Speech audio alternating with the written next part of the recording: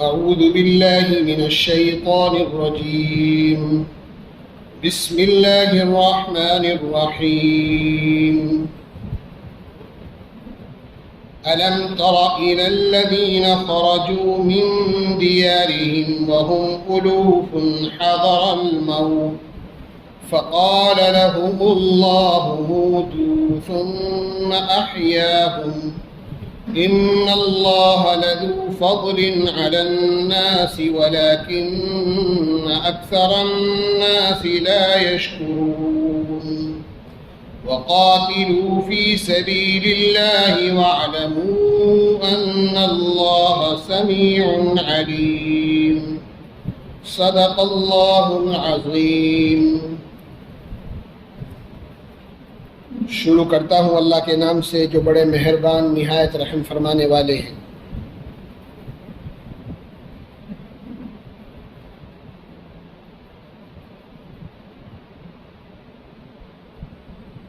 جو آیت ابھی تلاوت کی گئی سورہ بقرہ کی 243ویں آیت اور 244ویں آیت،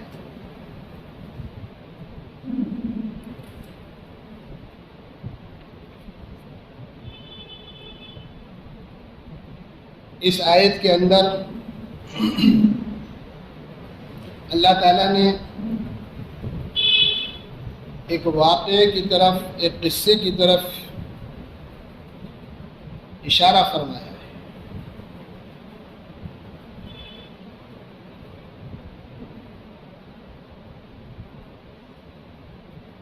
وہ واقعہ کیا ہے؟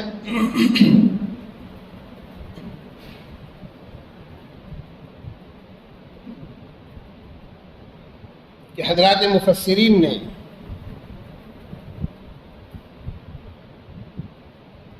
لکھا ہے کہ بنی اسرائیل کا ایک خاندان، ایک قبیلہ،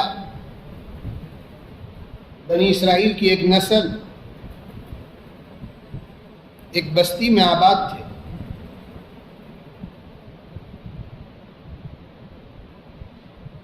اور بڑی تعداد میں تھے، 10,000 سے زیادہ ان کی آبادی تھی۔ بنی اسرائیل کے بارے میں بہت تفصیل کے ساتھ اس بارے میں پچھلے بارے میں بہت تفصیل کے ساتھ واقعات گزر چکے ہیں۔ بنی اسرائیل یاد ہے کچھ؟ کون تھے، کہاں تھے؟ پوری تاریخ ان کی بیان کی جا چکی۔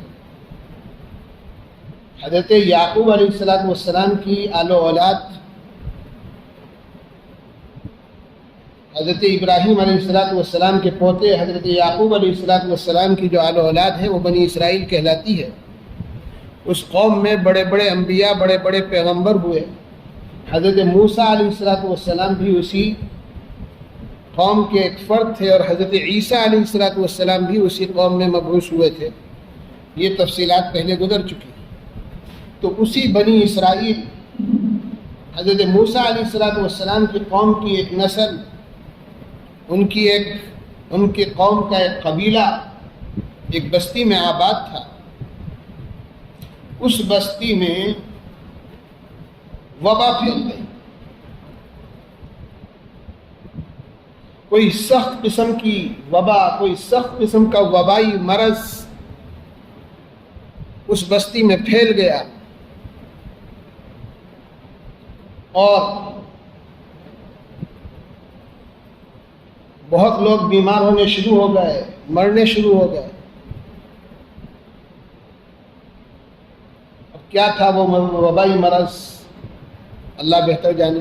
تعاون بھی ہو سکتا ہے کہ پچھلی قوموں کو اللہ تعالیٰ نے تعاون کے ذریعے سے، تعاون کی وبا کے ذریعے سے بھی عذاب دیا ہے۔ بہرحال کوئی سخت قسم کا وبائی مرض، کوئی تعاون وغیرہ پھیلا۔ اب اس مرض سے، اس وبا سے گھبرا کر، اس بیماری سے گھبرا کر کہ یہاں رہیں گے تو کیا ہوگا، کیا خوف سر پہ مسلط ہو گیا کہ یہاں اسی بستی میں رہے تو یہیں مر جائیں گے سب، لہذا اس علاقے کو چھوڑ دو. ایک بھاگا، دو بھاگے، تین بھاگے، ساری کی ساری قوم سب بھاگ نکلے. قرآن کہہ رہا ہے حذر الموت، کہ یہ سب کے سب موت کے ڈر سے مر نہ جائیں، بیماری میں مبتلا نہ ہو جائیں، اس لیے انہوں نے اپنا علاقہ چھوڑ دیا.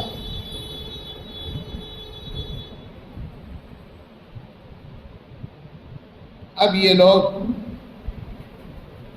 قرآن کہہ رہا ہے وَهُمْ أُلُوفٌ، ہزاروں کی تعداد میں تھے. حضرات مفسرین نے لکھا ہے کہ یہاں جو لفظ استعمال ہوا ہے، یہ لفظ 10,000 سے زیادہ پر دلالت کرتا ہے.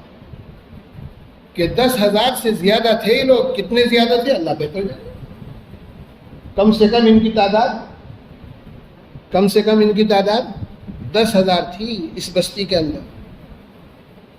اور پھر بنی اسرائیل تھے، وہ قوم تھی جو گویا اس زمانے میں مسلمان تھی، اللہ کو ماننے والے، نبی کو ماننے والے، نبی کی تعلیمات ان کے پاس موجود، پھر بھی اللہ پر ایمان نہیں، اللہ پر اعتقاد نہیں، اپنی بستی کو چھوڑ کر بھاگ رہے ہیں موت کے ڈر سے.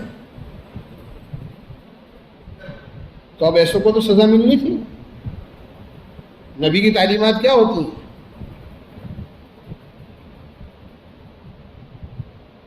کہ ہر نبی کا عقیدہ حضرت آدم علیہ السلام سے لے کر ہمارے آقا حضرت محمد رسول اللہ صلی اللہ علیہ وسلم تک عقیدہ تو ایک ہی ہے نا، کہ ایک اللہ ہے، وہی مارنے والا، وہی جلانے والا، موت و حیات اسی کے ہاتھ میں ہے. سب کا ایک ہی عقیدہ کہ جب موت آ جائے گی تو اس موت سے کوئی بچ نہیں سکتا، اور جس کی موت نہیں ہے اس کو کوئی مار نہیں سکتا. کہ مومن ہونے کے لیے ہم سب کے لیے بھی یہ عقیدہ ضروری ہے کہ موت اور زندگی اللہ کے ہاتھ میں ہے. جب تک موت نہیں کوئی مار نہیں سکتا، اور جب موت آ گئی تو کوئی بچا نہیں سکتا. یہ موت، کہ اس موت کے بارے میں قرآن نے کیا بیان کیا کہ ایک سیکنڈ بھی نہ آگے ہو سکتی ہے اپنے وقت سے، نہ پیچھے ہو سکتی. کہ موت آنی تھی آج عشاء کے وقت، وہ تھوڑی سی پیچھے ہو گئی، اب کل کو آئے گی، پرسوں کو آئے گی، نہیں ہو سکتا.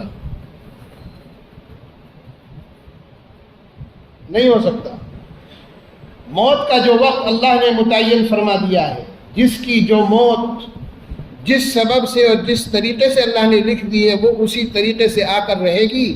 موت سے بچ کر کوئی بھاگ جائے یہ ہو نہیں سکتا. موت سے بچ کر کوئی بھاگ جائے یہ ہو نہیں سکتا. یہی عقیدہ پختہ کرانا چاہتے ہیں اللہ ہمارا اس آیت سے. یہی اس آیت کا مقصد بھی ہے کہ موت سے بچ کر کوئی زندگی جی لے اور نجات پا جائے، یہ نہیں ہو سکتا. موت تو جس وقت لکھ دی گئی ہے آئے گی،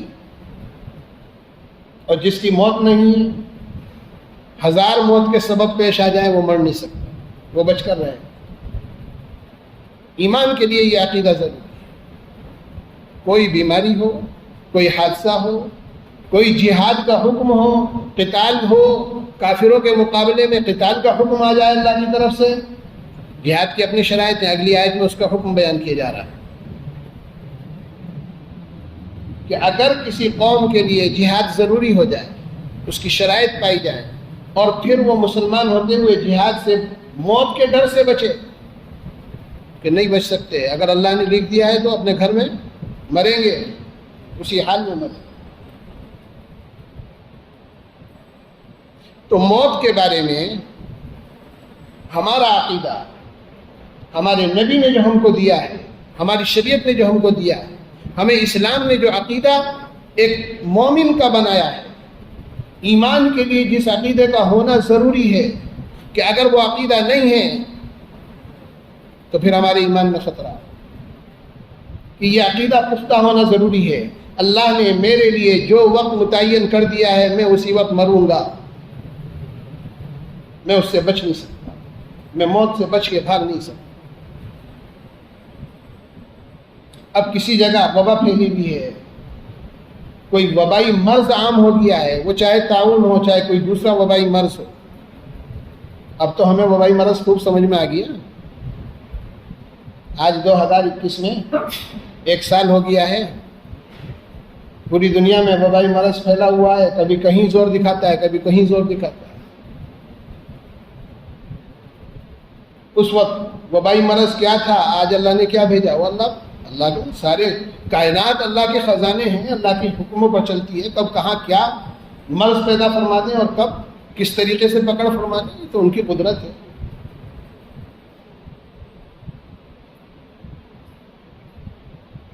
مرض کتنا ہے، کہاں ہے، کیا ہے، اس کی کیا حیثیت ہے، یہ سب تو تحقیقات کا موضوع ہے. ہم اپنی آنکھوں سے کیا دیکھ رہے تھے رمضان میں؟ ابھی رمضان مئی اور جون کا مہینہ، رمضان سے 1 ہفتہ پہلے سے لے کر اور 1 ہفتہ بعد تک روزانہ کبھی کسی رشتہ دار کے یہاں، کبھی کسی رشتہ دار کے یہاں، کبھی کسی شہر سے، کبھی کسی شہر سے. ایسا نہیں تھا کہ ہمارے شہر میں ہو دوسرے شہر میں نہ ہو، دوسرے شہر میں ہو تیسرے شہر میں ہو. ہر جگہ سے ایک ہی خبریں آ رہی. قبرستان آباد ہو رہے تھے، انسانی محلوں سے روزانہ جنازے، کتنے کتنے جنازے ہر محلے سے نکلے ہیں. لیکن مرا وہی ہے جس کا وقت اس وقت متعین تھا اور اللہ کے یہاں اس کو جانا. یہ حقیقت. ہاں، جس کی زندگی تھی یا تو وہ اس مرض میں مبتلا ہی نہیں ہوا، یا مبتلا ہوا تو نکل کے باہر آ گیا، اسے پتہ بھی نہیں چلا. عام ڈاکٹر کے علاج سے وہ ٹھیک ہو گیا. جس کی زندگی تھی وہ لاکھوں خرچ کر کے بھی نہیں بچ سکا. جس کی موت تھی، جس کی زندگی نہیں تھی، وہ بڑے بڑے ہسپتالوں میں لاکھوں یومیہ خرچ کر کے بھی نہیں بچ سکے کہ ڈاکٹروں نے، ہسپتال والوں نے 6 لاکھ کا 8 لاکھ کا بل تھما دیا لاش کے ساتھ. کوئی طاقت نہیں بچا سکتی اگر موت آ گئی. تو مرنا اور جینا، موت اور زندگی، یہ اللہ نے اپنی قدرت میں رکھا. نہ کسی بیماری کے بس میں کسی کو مار دے، نہ کسی طاقت کے بس میں کہ کسی کو موت آ رہی ہے تو اس کو بچا دے.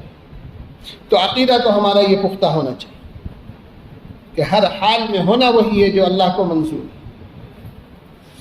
تو یہاں کیا ہوا کہ بنی اسرائیل کا یہ قبیلہ، بنی اسرائیل کی یہ شاخ جس بستی میں رہتے تھے، جہاں کہ وہاں وبا پھیل گئی، وبائی مرض عام ہو گیا. اب یہ گھبرا گئے اور انہوں نے طے کیا کہ اس بستی کو چھوڑ دیں، اپنی جان بچا لیں کہیں دوسری جگہ جا کہ اب یہ سب کے سب بھاگ نکلے. وہم الوفن، کہ یہ ہزاروں کی تعداد میں تھے، 10,000 تھے. انہوں نے اپنی بستی چھوڑ دی. حضرات مفسرین نے لکھا ہے کہ روایتوں سے معلوم ہوتا ہے کہ اپنی بستی سے دور پہاڑی علاقے میں یہ چلے گئے. اس پہاڑی علاقے میں بہت بڑا میدان، ادھر بھی پہاڑی سلسلہ، ادھر بھی پہاڑی سلسلہ، اور ان پہاڑی سلسلے کے درمیان میں بہت بڑی جگہ، بہت بڑا میدان، بہت بڑا علاقہ غیر آباد تھا. وہ وہیں جا کر سب وہاں ٹھہر گئے، سب وہیں مقیم ہو گئے کہ ہم تو یہاں رہیں گے جب تک ہماری بستی سے وبائی مرض ختم نہ ہو، تب تک ہم یہاں رہیں. موت سے بچ کر بھاگے ہیں اپنی بستی سے. قرآن یہ کہہ رہا ہے موت سے بچ کر بھاگے ہیں اپنی بستی سے. اچھا، اب یہاں آ گئے تو کیا ہوا؟ بچ گئے سب. یہاں آ گئے تو کیا ہوا؟ بچ گئے سب. کسی کو مرض نہیں لائق ہوا؟ نہیں. اللہ نے اب 2 فرشتوں کو حکم دیا، جاؤ مزہ چکھا کیا. یہ فرشتے دونوں آئے، اس نے ادھر سے راستہ روکا، اس نے ادھر سے راستہ روکا. 2 طرف تو پہاڑی ہے.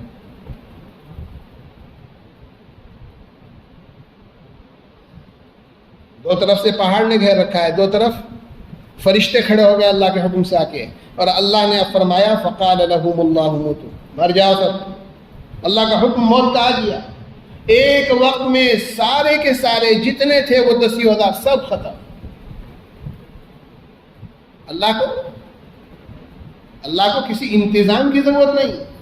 اللہ کسی سبب کے محتاج نہیں کہ فلاں بیماری آئے گی تو مرے گا، فلاں مارے گا تو مرے گا، فلاں بم گرائے گا اور فلاں گولی چلائے گا تو مرے گا. نہیں، اللہ کو ان اسباب کی ضرورت نہیں ہے. اللہ تو جو چاہتے ہیں اپنے ایک حکم سے کرتے ہیں. اللہ نے موت کا حکم دیا، پوری کی پوری قوم کی قوم، پوری آبادی ختم، مصیبت، ہلاک. آگے کیا ہوا؟ موت سے بچ کر بھاگے تھے، بچ گئے موت سے، کہ سب کے سب ہلاک کر دیے گئے. اب کیا ہوا؟ وہی ہوا جو ہونا تھا. اب لاشیں سڑنی اور گلنی شروع ہوئی، تعفن پیدا ہونا شروع ہوا. لوگوں نے آگے دیکھا کیا ہو رہا ہے، میدان کا میدان بھرا پڑا ہے، لاشوں سے اٹا پڑا. اب 10,000 کی تجہیز و تکفین، تدفین، قبریں کھودنا، ان کو نہلانا، ان کو کفنانا، یہ بس کی بات ہے؟ کون کرے گا؟ کیسے ہوگا اتنا بڑا انتظام؟ آس پاس کی بستی والوں نے بھائی پہاڑوں کے پتھر جمع کر کے ان کے چاروں طرف ایک حظیرہ سا بنا دیا، ایک حظیرہ سا بنا دیا ہے، 4 دیواری سی بنا دی کہ بس تعفن جو کچھ ہے اس کے اندر رہے، ادھر ادھر نہ پھینکے. وہ ان کی تجہیز و تکفین اور تدفین بھی نہیں کر سکے، اسی طرح چھوڑ دیا گیا. اللہ کا حکم یہی ڈالا اللہ نے ان کے دلوں میں، یہی ہوا ان کے ساتھ کہ اللہ ایک آدمی مومن ہو کر، مسلمان ہو کر، نبیوں کی اولاد میں ہو کر، نبیوں کی تعلیمات کے ہوتے ہوئے اللہ پہ بھروسہ نہ کرے اور توکل نہ کرے اور اس طرح بھاگ جائے نکل، سزا مل رہی. گل سڑ کے سب ختم ہو گیا، ہڈی کے ڈھانچے رہ گئے، کچھ نہیں بچا. وہ ڈھانچے بھی چرمرا کر ختم ہو گئے. بس برسوں گزر گئے اس واقعے، برسوں گزر گئے اس واقعے کہ اب ایک مدت کے بعد یہی بنی اسرائیل کی قوم جو کہیں اور آباد ہے، اس کی دوسری شاخیں، دوسری نسلیں، دوسرے شہر آباد کیے ہوئے ہیں، انہی کا قبائل دوسری جگہ میں، تو انہی بنی اسرائیل میں ایک نبی گزرے ہیں جن کا نام مفسرین نے حزقیل بتایا. حزقیل، حضرت حزقیل علیہ السلام اس واقعے کے مدت کے بعد بنی اسرائیل کی طرف نبی بنا کر بھیجے گئے. وہ اپنے دعوتی سفر میں نکلے ہوئے تھے تو اس علاقے سے ان کا گزر ہوا.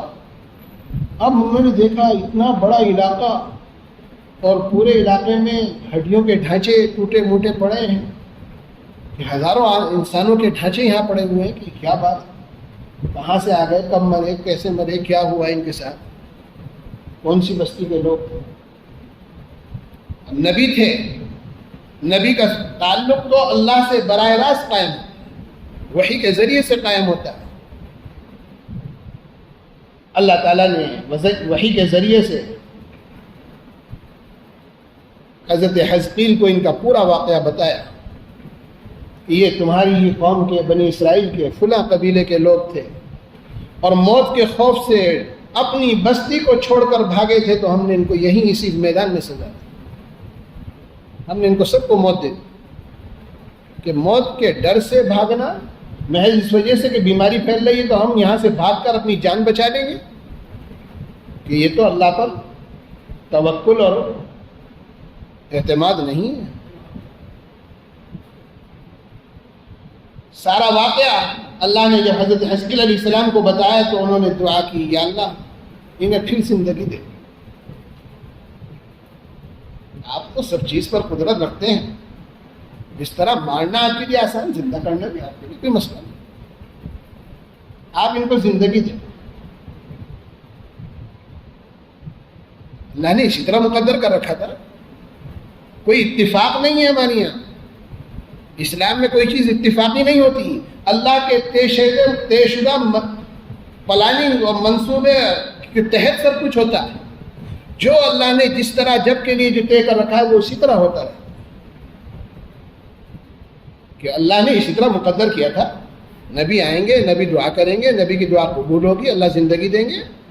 تو نبی نے دعا مانگی، اللہ ان کو زندگی دے دے، ان کو زندہ فرما دی. اللہ تعالیٰ کی طرف سے حکم، دعا قبول ہو گئی، دعا قبول ہو گئی نبی، لیکن نبی کو حکم ہوا آپ ہی خطاب کیجئے ان ہڈیوں کو، آپ ہی ہماری طرف سے ہمارا پیغام ان کو پہنچائے۔ نبی کو حکم ہو رہا ہے۔ اس وقت کے جو نبی تھے اللہ کی طرف سے ان کو وحی کے ذریعے سے کہا جا رہا ہے کہ آپ ان ہڈیوں کو اور یہ جو گویا باقیات پڑے ہوئے ہیں قوم کے لوگوں کے، ان کو مخاطب کیجئے اور ان سے ہمارا پیغام ان تک پہنچے۔ کہ کیا خطاب کرنا؟ حدیث میں آتا ہے کہ آپ ان سے یہ الفاظ فرمائیے۔ نبی نے کہا ایتھا العظام البالیہ ان اللہ یامرک ان تجتمعی، اے بوسیدہ ہڈیوں، اللہ تمہیں حکم دیتا ہے کہ ہر ہڈی اپنی جوڑ کی جگہ پر جا کر چلی جائے، لگ جائے۔ جو ہڈی جس کی ہے وہ جس جگہ کی ہے اس جگہ جا کر سیٹ ہو جائے۔ اللہ اپنی قدرت دکھا رہے ہیں، اللہ اپنی قدرت دکھا رہے ہیں۔ اللہ خود بھی حکم فرما سکتے تھے ان ہڈیوں کو زندہ ہو جائے، نہیں، نبی کے ذریعے سے حکم کروا رہے ہیں کہ اللہ جب جو کرنا چاہے جس کے ذریعے سے کرنا چاہے کر دے، کوئی نہیں روک سکتا۔ تو نبی کے ذریعے سے حکم دیا جا رہا ہے، اے بوسیدہ ہڈیوں، اللہ تمہیں حکم دیتے ہیں کہ ہر جوڑ کی ہڈی اپنی جگہ پر جا کر جمع ہو جائے۔ پیغمبر کی زبان سے اللہ تعالیٰ کا حکم، ادھر حکم ہوا پیغمبر کی زبان سے اللہ کا، اور ادھر ان ہڈیوں نے اپنی جگہ سے اٹھنا اور ہلنا شروع کیا۔ جو ہڈی جس کی تھی، جہاں کی تھی، جا کر سیٹ ہو گئی، پورا ڈھانچہ تیار۔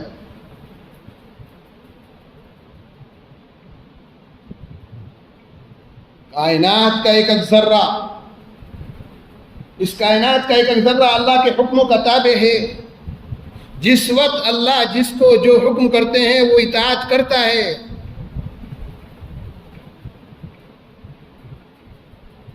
ہمارے سمجھ میں آئے نا، ہماری عقل تو بہت محدود، ہماری عقل بہت محدود۔ اس کائنات کا ایک ذرہ اللہ کے حکم کو سنتا ہے اور اس کی اطاعت کرتا ہے۔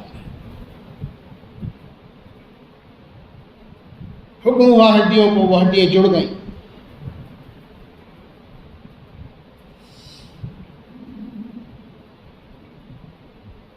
اب اگلا حکم کیا ہوا؟ نبی کو حکم ہو رہا ہے، نبی کے ذریعے سے اللہ کروا رہے ہیں۔ کرنے والی ذات اللہ ہی کی ہے۔ کوئی نبی، کوئی غوث، کوئی کتنا بڑا اللہ کے حکم کے بغیر کچھ نہیں کر سکتا۔ کرنے والے اللہ ہیں، ہوتا انہی کے حکم سے۔ اب دوسرا حکم ہوا کہ اب ان سے یہ فرمائیے آپ، ایتھا العظام ان اللہ یامرک ان تکتسی لحما وعصبا وجلدا، اے نبی ان سے فرمائیے، اے ہڈیوں، اللہ تعالیٰ تمہیں حکم دیتا ہے کہ اپنا گوشت پہن لو۔ جس طرح پہلے ہڈیوں پر گوشت تھا کہ وہ گوشت تم پہن لو، اللہ کا حکم ہے تمہارے، اور پٹھے اور کھال سب اپنی اپنی جگہ درست کر لو۔ بس نبی کی زبان سے اتنا سننا تھا کہ ہر ڈھانچہ دیکھتے ہی دیکھتے ایک مکمل لاش تیار، گوشت بھی آ گیا، کھال بھی آ گئی، سب کچھ جو جیسا تھا، جس شکل پر تھا، جس کی جو شناخت تھی، واپس آ گئی۔ اللہ کا اب تیسرا حکم ہوا نبی کو، اب آپ ان سے فرمائیے، ایتھا الارواح ان اللہ یامرک ان ترجع كل روح الى الجسد الذي كانت تعمره، کہ نبی اللہ کا پیغام سنا رہے ہیں ان مردوں کو کہ اب نبی نے خطاب کیا، اے وہ روحوں، اے ارواح، اے روحوں، تمہیں اللہ تعالیٰ حکم دیتا ہے کہ اپنے اپنے بدنوں میں واپس لوٹ جاؤ جس بدن میں تم پہلے رہتی تھی۔ جو روح جس بدن کی ہے وہ اس بدن میں لوٹ جائے۔ وہ ارواح کہاں تھیں، وہ نبی کہاں یہ بات کہہ رہے تھے، سب اللہ کی قدرت میں ہے۔ یہ پوری کائنات ہمارے لیے چاہے جتنی بڑی ہو، یہ زمین و آسمان ہمارے لیے چاہے جتنے عظیم اور بڑے ہوں، اللہ کے لیے ایک انگلی کے اشارے پر، ایک حکم کے اشارے پر،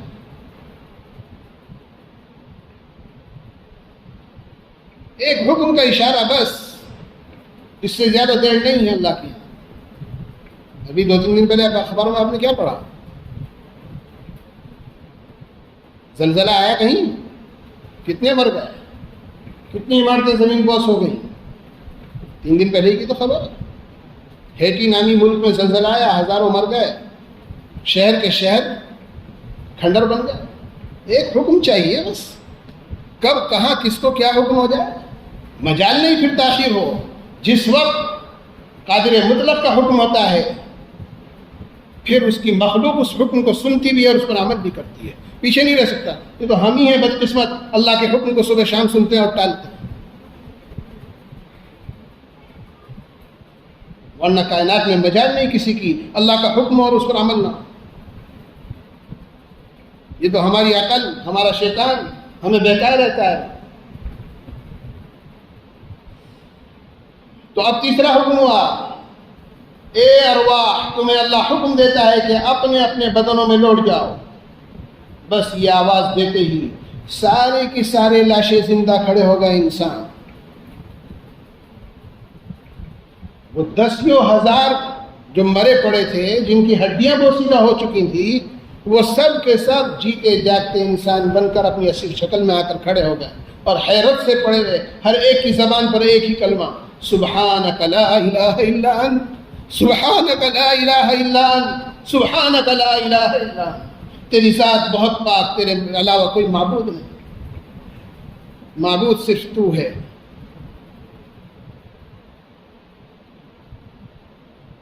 کہ اللہ نے ایک مدت کے بعد اٹھایا تاکہ چل پھر کر شہروں میں جا کے بتائیں اپنا واقعہ کہ ہم پر کیا بیتی، ہم پر کیا ہوا، کس طرح اللہ نے ہمیں مارا اور کس طرح اللہ نے پھر نبی کی دعا کی برکت سے ہمیں پھر زندہ کیا۔ کہ قیامت آنے والی ہے، قیامت سے پہلے اللہ قیامت کے نمونے بھیجتے رہتے، قیامت آ کر رہے گی۔ اسی طرح قیامت میں ہونا ہے، ہم اور آپ جو زندہ سلامت یہاں بیٹھے ہیں ایک دن مریں گے، قبر میں جائیں گے، نہ جانے وہاں کیا حشر ہوگا۔ اللہ سب کی آخرت بخیر کرے۔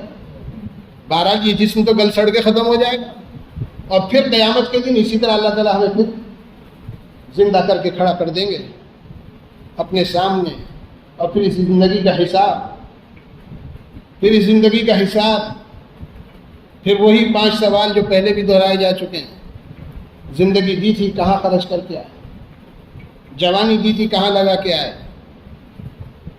پیسہ کہاں سے کمایا تھا، کس طریقے سے کمایا تھا، اس پیسے کو کہاں خرچ کر کر آئے، حساب دو۔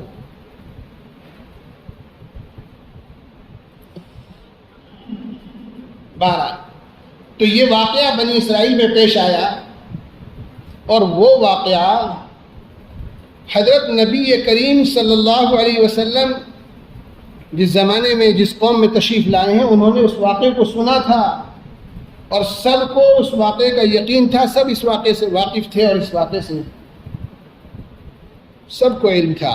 قرآن نبی علیہ الصلوۃ والسلام، ہمارے نبی آقا مدنی حضرت محمد صلی اللہ علیہ وسلم کو مخاطب کر کے، ان کی امت کو مخاطب کر کے کہہ رہا ہے، الم تر الی الذین خرجوا من دیارہم وهم الوف حذر الموت۔ آپ نے نہیں دیکھا ان لوگوں کو جو اپنے گھروں کو چھوڑ کر بھاگ نکلے تھے موت کے ڈر سے؟ واقعہ کب پیش آیا تھا؟ بنی اسرائیل کا واقعہ ہے، صدیوں پہلے کا واقعہ ہے، حضرت محمد صلی اللہ علیہ وسلم کے پیدائش سے صدیوں پہلے کا واقعہ ہے، لیکن وہ واقعہ پورے علاقے میں مشہور تھا، معروف تھا، کہ وہاں جزیرۃ العرب میں یہودی قبیلے آباد تھے، اور وہ یہودی قبیلے، بنی اسرائیل کے قبیلے اپنے تاریخی واقعات سنایا کرتے تھے، مسلمانوں کے سب حالات معلوم تھے، واقف تھے سب. اس لیے قرآن نے تعبیر اختیار کی علم ترا، کہ آپ نے دیکھا نہیں، یعنی کہ آپ کو معلوم نہیں. یعنی یہ واقعہ اتنا سچا اور یقینی ہے، جیسے آپ اپنی آنکھوں سے کسی چیز کو دیکھ کر اس کا یقین کریں، اسی طرح یہ واقعہ بھی سچا اور یقینی ہے. الم تر الی الذین خرجوا من دیارہم وهم الوف حذر الموت.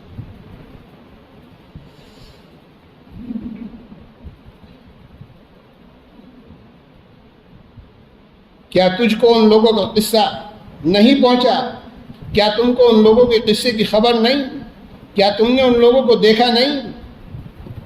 الذین خرجوا من دیارہم، جو اپنے گھروں سے نکل گئے تھے، جو اپنے گھروں سے بھاگ نکلے تھے، وہم الوف، اور وہ لوگ ہزاروں ہزار میں تھے، حذر الموت، موت سے بچنے کے لیے، کہ ہزاروں ہزار کی تعداد میں تھے، اکا دکا نہیں، کہ سب کے سب بھاگ نکلے، اور وہ بھی کہیں سے حذر الموت، موت سے بچنے کے لیے. کیا ان لوگوں کا واقعہ آپ کو معلوم نہیں؟ فقال لهم اللہ موتوا، فقال لهم اللہ موتوا، قصہ میں نے پورا سنا دیا. فقال لهم اللہ موتوا، سو اللہ تعالیٰ نے ان کے لیے حکم فرما دیا کہ مر جاؤ. فقال لهم اللہ موتوا، اللہ نے ان کو موت کا حکم سنا دیا. ثم احیاہم، پھر ایک مدت کے بعد جب اللہ کو منظور ہوا، ایسا میں نے آپ کو سنایا ہے کہ ایک مدت گزری، سب کچھ ختم ہو چکا تھا، شناخت ختم ہو چکی تھی، کون سا ڈھانچہ کس کا ہے، ہڈیاں بھی اپنی جگہ سلامت نہیں ہیں. اب کسی نبی کا دور آتا ہے، وہ نبی آتے ہیں، وہ نبی دعا کرتے ہیں، پھر اللہ ان کو زندگی دیتے. وہ ساری میں نے جو تفصیل آئی جو پڑھ کر سنائی آپ کو. ثم احیاہم، پھر اللہ نے ان کو زندگی عطا فرما دی. ثم احیاہم، پھر اللہ نے ان کو دوبارہ زندہ فرما دیا. تو یہاں حضرات مفسرین کیا لکھتے ہیں کہ موت کے ڈر سے اور موت سے بچ کر بھاگنا کہ یہ انسان کے بس کی بات نہیں ہے. اسی لیے حضرات مفسرین نے یہاں یہ مسئلہ لکھا ہے تفصیل کے ساتھ کہ کسی علاقے میں، کیونکہ یہ واقعہ بھی ایک وبائی مرض کے، یہ واقعہ جو پیش آیا بنی اسرائیل میں، وہاں بھی ایک وبائی مرض پھیلا تھا، اور اس مرض سے بچنے کے لیے بھاگے تھے. حضرت نبی کریم محمد رسول اللہ صلی اللہ علیہ وسلم کی تعلیمات اس موقع کے لیے یہی ہیں کہ اگر کسی علاقے میں وبائی مرض پھیل جائے، اگر کسی علاقے میں کوئی وبائی مرض پھیل جائے تو اس علاقے کے لوگ وہاں سے موت کے ڈر سے نکل کر نہ بھاگیں، وہیں رہیں، صبر و ہمت کے ساتھ رہیں. جو احتیاطی تدابیر ہو سکتی ہیں، جو علاج ہو سکتا ہے، اس کو اختیار کریں، لیکن اس شہر کو، اس علاقے کو چھوڑ کر دوسری جگہ نہ جائیں. ان کے لیے ہے حکم جو اس علاقے میں رہتے ہیں. پہلے تو اسی طرح ہوتا تھا، کوئی وبائی مرض آیا، کسی جگہ وبا پھیلی، کچھ دن وبا رہی، ختم ہو گئی. اب یہ کون سا وبائی مرض ہے جو اس زمانے میں آیا ہے کہ پوری دنیا میں گلوبل ہے، ہر جگہ پھیل رہا ہے؟ اللہ بہتر جانے، اللہ کو سب قدرت ہے. وہ مرض کی نوعیت چاہے جو ہو، وہ ایک الگ مسئلہ ہے کہ اس کو کسی نے بنایا ہے، کسی لیب میں تیار کیا گیا ہے، یہ اللہ کی طرف سے قدرتی ہے، یہ ساری الگ چیز ہے، لیکن ہے تو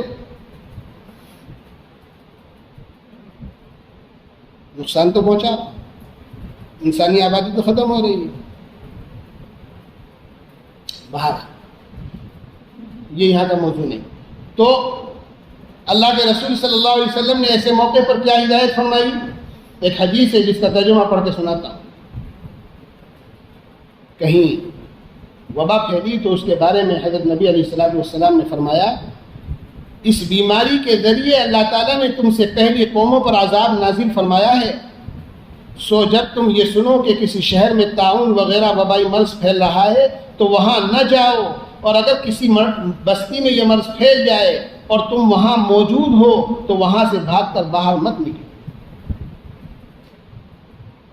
دو حکم، جو باہر ہیں اس علاقے سے وہ اس علاقے میں داخل نہ ہو، جو باہر ہیں اس علاقے میں وہ اس علاقے میں داخل نہ ہو، اور جو اس علاقے میں ہے وہ اس علاقے سے باہر نہ نکلیں. دوسری حدیث، رسول اللہ صلی اللہ علیہ وسلم نے ارشاد فرمایا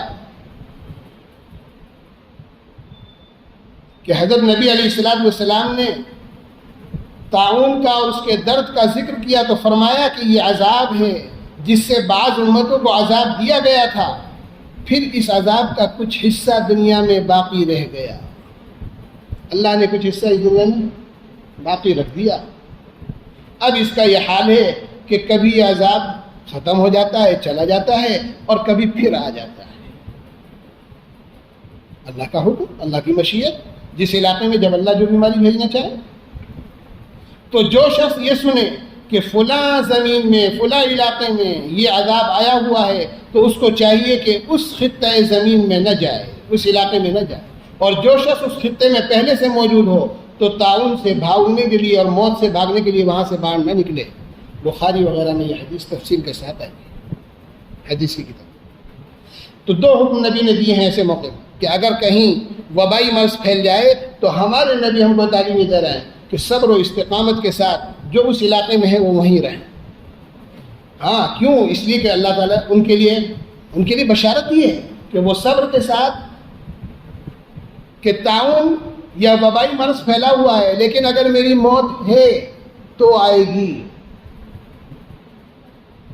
کہ عقیدہ درست کرنا ہے، عقیدہ درست کرنا ہے کہ وبائی مرض پھیلا ہوا ہے، ٹھیک ہے، لیکن اس بیماری میں یہ طاقت نہیں کہ مجھے مار دے۔ ہاں، میری موت اگر اللہ نے اس وقت لکھی تو بات الگ ہے، پھر اگر نکل کے بچ کر بھاگے گا تو بھی مرے، موت تو آنی ہے اس کی۔ یہیں سے تو بات ہم نے شروع کی تھی کہ موت کا جو وقت اللہ نے متعین کر دیا ہے وہ تو آ کر رہے گی اس میں۔ تو موت کے خوف سے بچ کر نہیں بھاگنا ہے، وہیں رہنا ہے، صبر و شکر کے ساتھ، ہمت کے ساتھ، احتیاطی تدابیر اختیار کرتے ہوئے، علاج و معالجہ کرتے ہوئے، اور اس اعتقاد کے ساتھ، اس یقین کے ساتھ کہ میری زندگی اگر ہے تو یہ بیماری مجھے نقصان نہیں پہنچا سکتی۔ ہاں، اب اس میں جو احتیاطی تدابیر ہو سکتی ہیں، جو علاج معالجہ ہو سکتا ہے، وہ اپنی جگہ ہے، اس سے منع نہیں کیا گیا۔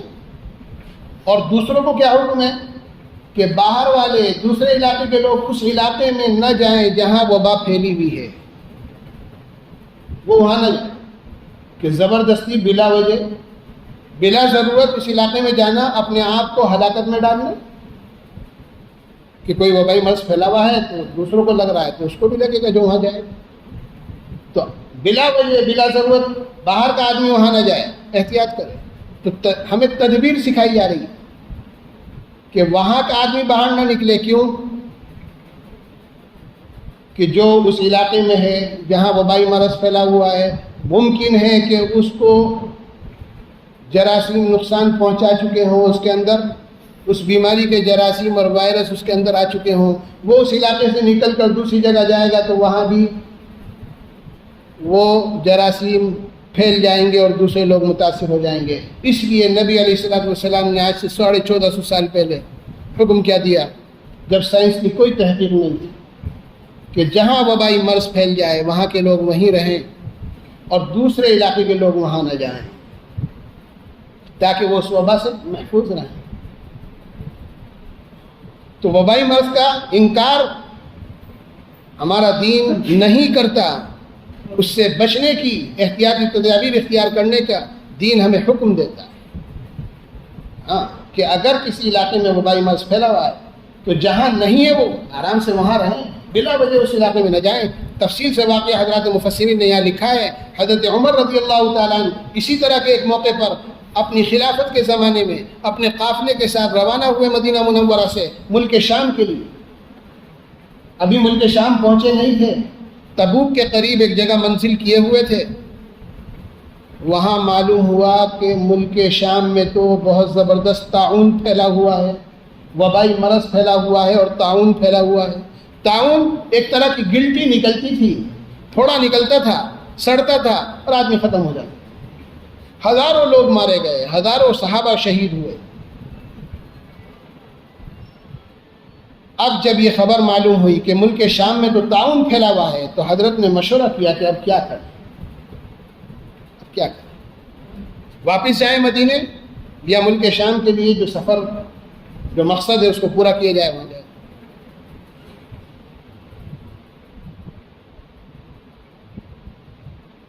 حضرت عبد الرحمن ابن عوف رضی اللہ تعالیٰ عنہ کا یہ حدیث ملتی ہے کہ انہوں نے حضرت عمر رضی اللہ تعالیٰ عنہ کے اس موقع پر حضرت نبی علیہ الصلوۃ والسلام کی یہ حدیث سنائی، جس کا ترجمہ میں نے ابھی پڑھ کر آپ کو سنا۔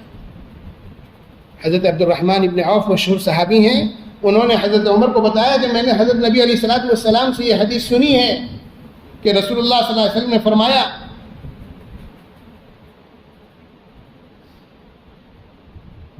کہ جس علاقے میں وبا پھیل جائے،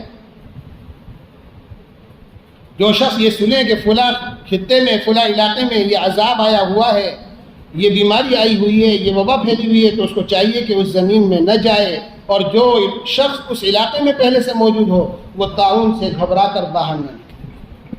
حضرت عمر امیر المومنین خلیفۃ المسلمین اس حدیث کو سنا اور اسی پر عمل کیا، اعلان فرما دیا کہ ہمیں واپس جانا ہے مدینہ، ہم ملک شام ابھی فی الحال نہیں ہیں، کہ احتیاطی تدابیر اختیار کی جا رہی ہے اور شریعت اس کا حکم دے رہی ہے، نبی اس کا حکم دے رہا ہے کہ جو صحیح ہے، مریض نہیں ہے، جہاں جس علاقے میں مرض نہیں ہے وہاں کے لوگ بلا وجہ دوسری جگہ نہ جائیں، اور جو اس علاقے میں موجود ہیں وہ وہاں سے موت کے ڈر سے نہ بھاگیں، کہ موت تو اللہ کے ہاتھ میں ہے، بڑے بڑے مرض آتے ہیں اور نکل کے چلے جاتے ہیں، اللہ بچا لیتے ہیں۔ ہاں ابھی جو ڈاکٹروں کی ایک ٹیم اور سائنسدانوں کی ایک ٹیم کی طرف سے پورے ہندوستان میں سروے ہوا ہے، اور ہر شہر میں انہوں نے اس سروے کیا ہے اور اس کا جائزہ لیا ہے، اس بیماری کا، کورونا کے مرض کا۔ ہمارے شہر میں بھی اس ٹیم نے مختلف محلوں میں، سہارنپور کے اندر 3 محلوں میں انہوں نے ٹیسٹ کیے اور سیمپل لیے، لوگوں کے سیمپل لیے، اس کا ٹیسٹ کیا گیا 3 الگ الگ محلوں سے، بالکل الگ الگ علاقوں سے۔ تو اس سروے کی رپورٹ کیا آئی ہے کہ کرونا کا ڈیلٹا ویرینٹ جو ابھی رمضان میں چل رہا تھا، مئی اور جون کے مہینے میں، یہ ہمارے علاقے سے ہو کر گزر گیا۔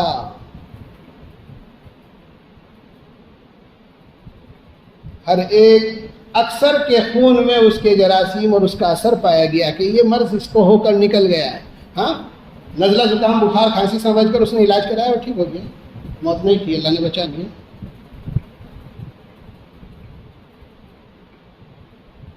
ہر شہر کا ڈاٹا باقاعدہ دیا ہے کہ اس شہر میں اتنا فیصد اور اس شہر میں اتنے فیصد اور اس شہر میں اتنے فیصد اس بیماری نے لوگوں کو متاثر کیا، ان کو معلوم بھی نہیں کہ ہمیں کورونا ہوا تھا اور ٹھیک بھی ہوا، اللہ کا شکر۔ تو بیماری ایک الگ چیز ہے، موت ایک الگ چیز ہے۔ اب پھر اخباروں میں شور مچایا جا رہا ہے، کل کے پورے اخبار کی ہیڈنگ یہی تھی کہ ستمبر میں پھر تیسری لہر آ رہی ہے۔ آیا کر موت ہے تو جانا ہے، موت نہیں ہے تو کوئی نہیں لے جا سکتا، یقین پختہ ہونا چاہیے۔ اور اب تو نکل کے بھاگیں کہاں؟ یہ کہہ رہے کہ دنیا کے ہر شہر میں اور ہر ملک میں روزانہ پوری دنیا کا ڈاٹا آتا ہے، ہر ملک اپنے ملک کا ڈاٹا، اور ہر صوبہ اپنے صوبے کا ڈاٹا، اور ہر شہر اپنے شہر کا ڈاٹا دے رہا ہے۔ آج ہمارے یہاں اتنے مریض، آج جو ٹیسٹ کرا رہے ہیں، جہاں ٹیسٹ بھی نہیں ہو رہا وہ ایک الگ مسئلہ ہے۔ خیر بہرحال اللہ تعالی ہم سب کی حفاظت فرمائے، ہمارے ایمان کی اور عقیدے کی بھی حفاظت فرمائے، اور اس بلا کو، اس وبا کو بالکل ختم فرمائے اللہ تعالی، اور امت مسلمہ کو اور پوری انسانیت کو ان بیماریوں سے حفاظت نصیب فرما کر ہدایت عطا فرمائے۔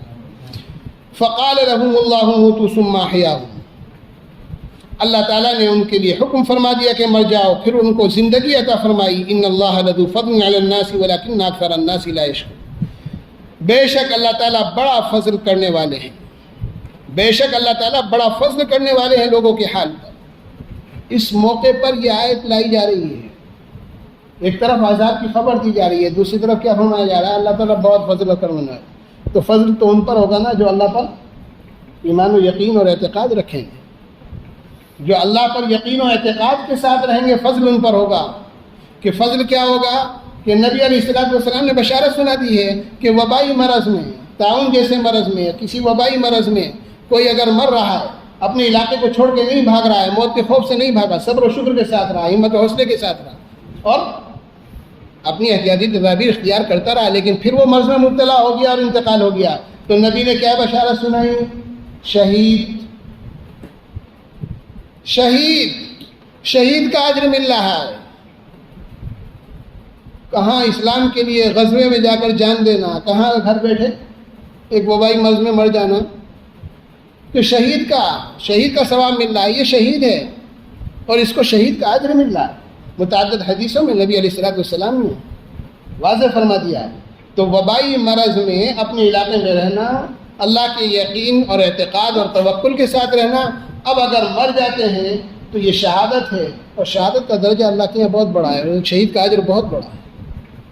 شہید اٹھایا جائے گا، یہ شہید کے درجے میں اٹھایا جائے گا قیامت کے دن۔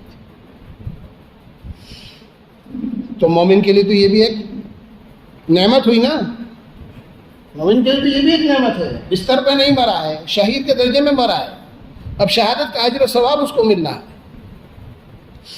ان اللہ لذو فضل علی الناس، اللہ تو بڑا فضل فرمانے والا کہ وہ دوسری قوموں کے لیے وہ عذاب تھا، دوسری قوموں کے لیے وہ عذاب تھا، مومن کے لیے آیت و رحمت بن گیا، اس کو شہید کا درجہ دے دیا۔ ان اللہ لذو فضل علی الناس، اللہ تعالیٰ بڑا فضل کرنے والے ہیں لوگوں کے حال پر۔